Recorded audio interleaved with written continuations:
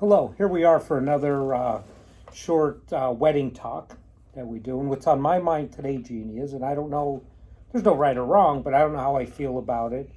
Because you could have your cocktail hour in a different building or outdoor patio, and then a different room for your reception.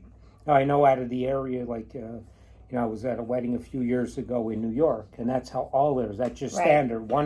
One room's just for cocktail hour, and then you go into another room for the reception. How do you feel?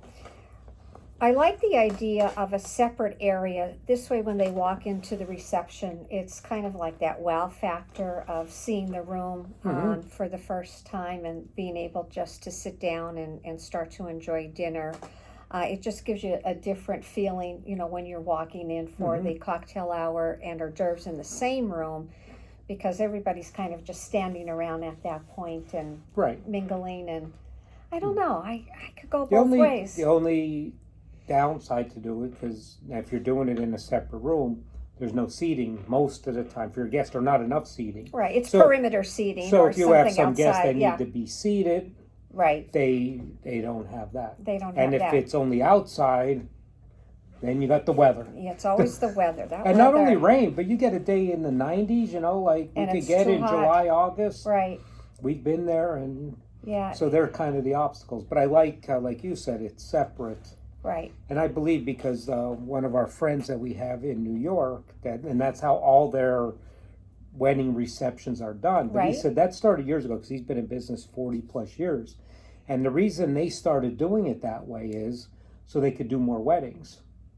Because they gave them an extra hour and a half to set the banquet room. Right, to turn over. He has 2 rooms that he uses just for cocktail hours. Mm-hmm.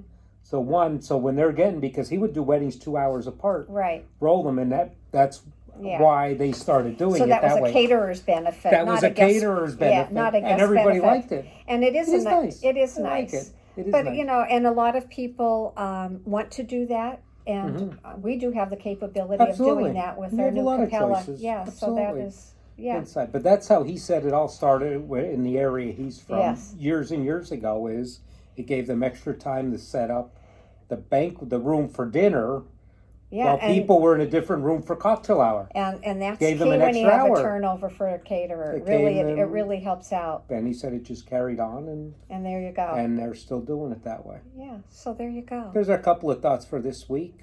Take it for what it's worth.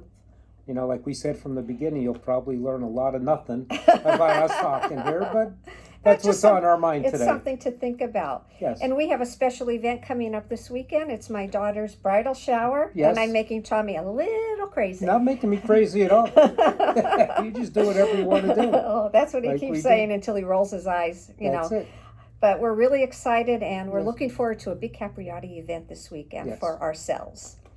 Very good. Looking forward to it. Have a good week. So long.